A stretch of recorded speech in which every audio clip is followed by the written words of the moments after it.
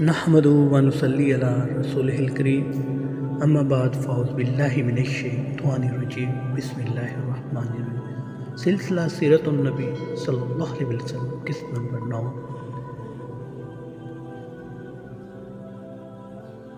مشرکین مکہ کے محمودان باطلہ، جیسا کہ پچھلی قسط میں ذکر کیا کہ کعبہ کا متولی عمرو بن نہی شام گیا اور وہاں سے 5 بت لایا جو آپ صلی اللہ علیہ وسلم کی ولادت مبارکہ کے وقت عربوں اور خصوصاً مشرکین مکہ میں بہت اہم جانا جاتا تھا۔ ان کی تفصیل درج ذیل ہے۔ نمبر 1، حبل۔ یہ مشرکین مکہ کے سب سے اہم ترین بتوں میں سے ایک تھا۔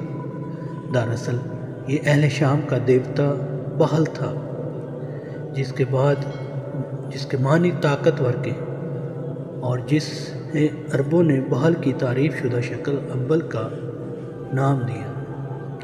یہ بت قریش مکہ کو انسانی مورت کی شکل میں ملا جو سرخ عقیق سے تراشا ہوا تھا۔ اس کا دایاں ہاتھ ٹوٹا ہوا تھا۔ قریش مکہ نے وہ سونے کا بنوا کر لگا دیا۔ حبل خاص خانہ کعبہ کی چھت پر نصب تھا۔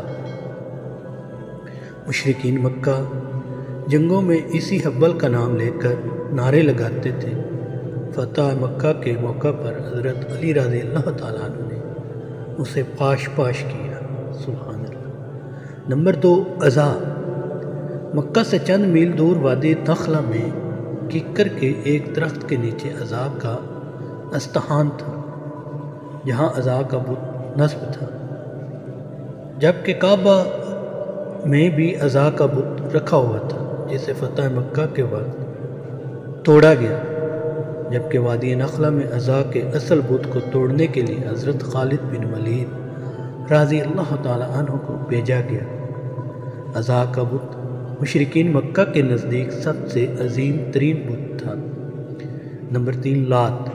یہ طائف میں اسی جگہ نصب تھا جہاں آج کل مسجد طائف کا بایاں مینار ہے۔ لات کے معنی ہے ستو گھولنے والا۔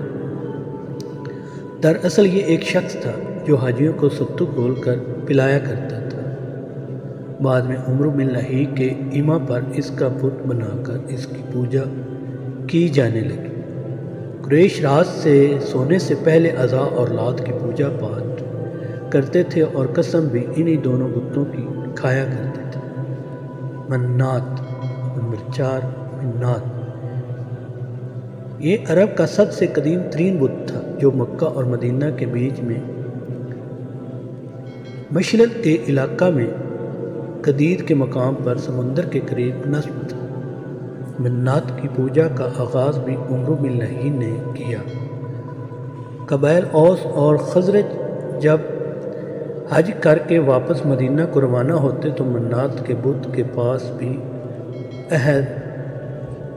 رام اتارا کرتے، جبکہ بنو اسد اور بنو خسان تو باقاعدہ اسی بت کا حج بھی کرتے تھے۔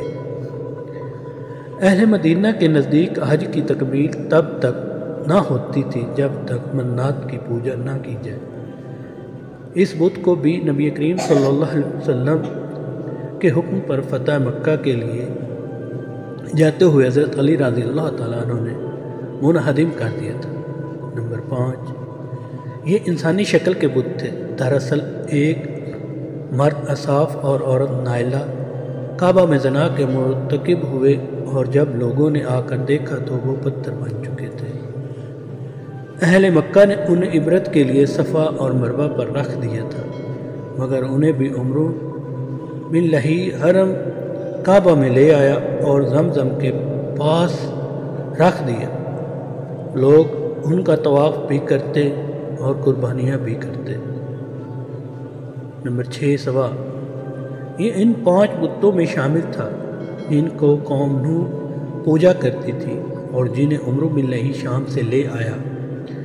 باقی 4 بتوں میں نصر، ود، یعوق اور یغوث شامل ہیں۔ یہ بت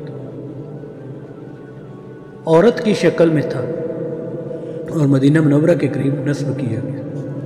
نمبر 7 نصب، یہ بت یمن میں حمیر کے علاقہ میں نصب تھا۔ یہ گدھ کی شکل میں تھا۔ اہل حمیر تب تک اس کی پوجا کرتے رہے جب تک انہوں نے یہودی مذہب اختیار نہ کیا۔ نمبر 8 یعوق کے معنی ہے مصیبت روکنے والا۔ گھوڑے کی شکل والا یہ بت عمرو بن لہی شام سے لے آیا اور اسے بنو ہمدان اور خولان کے حوالے کیا، جو اسے اپنے ساتھ یمن لے گئے اور اسے صنعاء سے کچھ فاصلے پر ارہب کے مقام پر نصب کر کے اس کی پوجا شروع کر دی۔ نمبر 9 یاغوث، یہ بت بھی یمن کے ایک علاقہ اقمہ میں نصب تھا۔ یہ شیر کی شکل کا بت تھا۔ یاغوث کے معنی ہے فریاد کو پہنچنے والا۔ نمبر 10 بدھ، یہ بت دومتل جندال کے مقام پر نصب تھا اور بنو کلب اس کی پوجا کرتے تھے، جبکہ قریش مکہ بھی اس کی عظمت کے قائل تھے اور اس کی پوجا کرتے تھے۔ ان کے علاوہ عائم، الزیزانان، اکیسر، الجلسد، ذوالخلصہ، ذوالشری اور ذوالکفین بھی عربوں کے اہم بتوں میں شامل ہیں، جبکہ غیر اہم بتوں کی ایک کثیر تعداد ان کے علاوہ تھی۔ ملتے ہیں اگلی قسط کے ساتھ۔ اللہ حافظ۔